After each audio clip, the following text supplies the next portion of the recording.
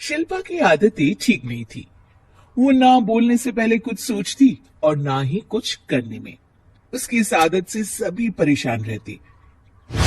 बहन, घर पर मेहमान आए हैं और शक्कर खत्म है, थोड़ी शक्कर दे दो, मैं बाजार जाऊंगी तो ले आऊंगी।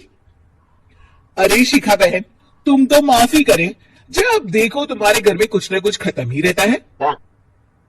अरे शिल्पा, चिल्ला क्यों रही हो? कहा ना घर में मेहमान बैठे हैं, सुन लेंगे। सुन लेंगे तो सुन ले, तुम लोगों की मांगने वाली आदत तो बंद होगी।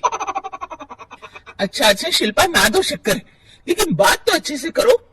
एक कटोरी शक्कर के लिए तुमने मेरी बड़ी बेइज्जती कर दी।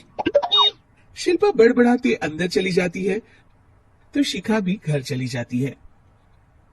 माँ, क्या हुआ? अरे कुछ नहीं बेटा, पता नहीं कहां कहां से ऐसे पड़ोसी आ जाते हैं, जब देखो तब कुछ ना कुछ मांगने के लिए घंटी बजाते हैं। अब घंटी बजे तो दरवाजा ना खोलना। पता नहीं माँ की ये आदत कैसे बदलेगी, किसी को कुछ भी बोल देती है, बोलने से पहले सोचती भी नहीं। शिल्पा की ये आदत दिन ब दिन बढ़ती ही जा रही थी। एक दिन शिल्पा के दरवाजे सब्जी वाला आया। सुनो भैया, मुझे ये भिंडी, टिंडे, लौकी और आलू के साथ 1 किलो प्याज दे दो। जी बहन जी। वो एक एक कर सारा सामान पैक कर देता है। कितने पैसे दूं? 220 रुपए पूरे। अरे इतना महंगा नहीं, हाँ मैं तो सिर्फ 150 दूंगी। नहीं नहीं, पैसे तो पूरे लूंगा, नहीं तो सब्जी वापस कर दो। ऐसे कैसे वापस कर दूंगी? मैं तो एक भी सब्जी वापस नहीं करूंगी।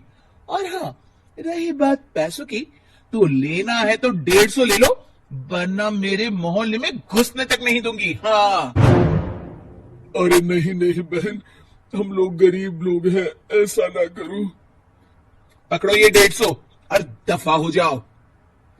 शिल्पा की बेटी अंदर से ये सब देख रही थी। शिल्पा, तूने तो हद कर दी, बेचारा गरीब आदमी, उसका तो गुजारा ही इसी से होता है। बोलने से पहले सोचा कर बेटा। माँ आप चुप रहो, घर चलाना बच्चों का खेल नहीं, और वैसे भी इतनी महंगी सब्जी थोड़ी ना होती है। आपको तो सिर्फ खाने से मतलब है, लेकिन मुझे तो सब सोचना पड़ता है ना। शिल्पा की सास ये बात सुनकर दुखी हो जाती है। शिल्पा की बेटी शिल्पा की ये सारी बातें सुन रही होती है।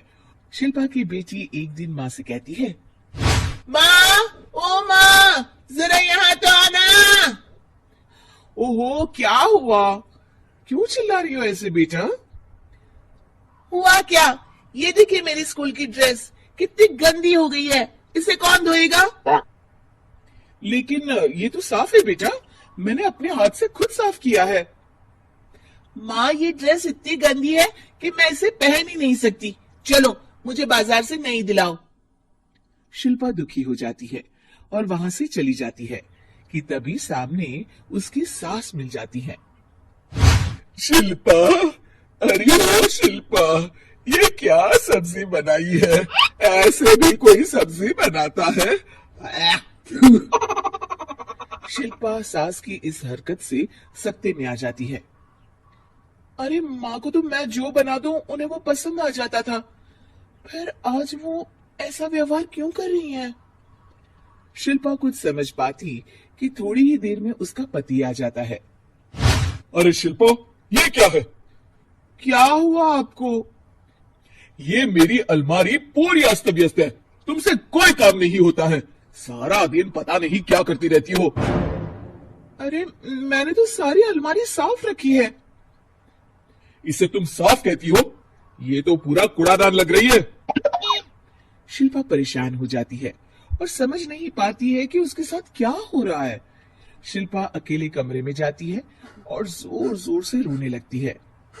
तभी वहां उसका पति, सास और बेटी आ जाते हैं। शिल्पा उन लोगों को देखकर और जोर जोर से रोने लगती है।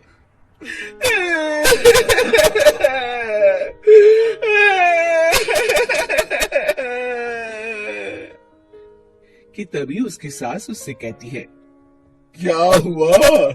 यहाँ बैठकर रोती रहोगी या फिर खाने को भी कुछ बनाओगी? माँ, पहले आप बताएं, आप लोगों को क्या हुआ है जो मुझसे ऐसा व्यवहार कर रहे हैं? वही हुआ है जो तुम्हें रोज होता है। मैं समझी नहीं। माँ, आज घर वालों ने आपसे बुरा व्यवहार किया तो आपको कितना बुरा लगा ना? हाँ, मुझे बहुत बुरा लगा। मुझे अच्छा नहीं लगता कोई मुझसे इस तरह से बात करे। सही कहा शिल्पा, जो चीज तुम्हें खुद के लिए अच्छी नहीं लगती वो तुम्हें दूसरों के साथ भी तो नहीं करनी चाहिए। बेटा, हम तुम्हारे अपने हैं, फिर भी तुम्हें अपनों की बात का बुरा लगा। लेकिन सोचो, जिन बाहर के लोगों से तुम ऐसा व्यवहार करती हो उन्हें कैसा लगता होगा। हाँ माँ, आप सच कह रही हैं। मैं आप लोगों से माफी मांगती हूँ। मुझे कड़वा नहीं बोलना चाहिए। मैं समझ गई, मैं आपकी हूँ इसलिए आप लोगों ने मुझे सुधरने का वक्त दिया और मेरा साथ दिया। लेकिन जिन बाहर के लोगों से मैं बुरा व्यवहार करती आई, वो लोग मेरे कड़वे बोल से कितने दुखी होते होंगे। मैं वादा करती हूँ, आज से ऐसा व्यवहार किसी के साथ नहीं करूंगी। सीख, हमें दूसरों के साथ वैसा ही व्यवहार करना चाहिए जो हम खुद के लिए अपेक्षा करते हैं।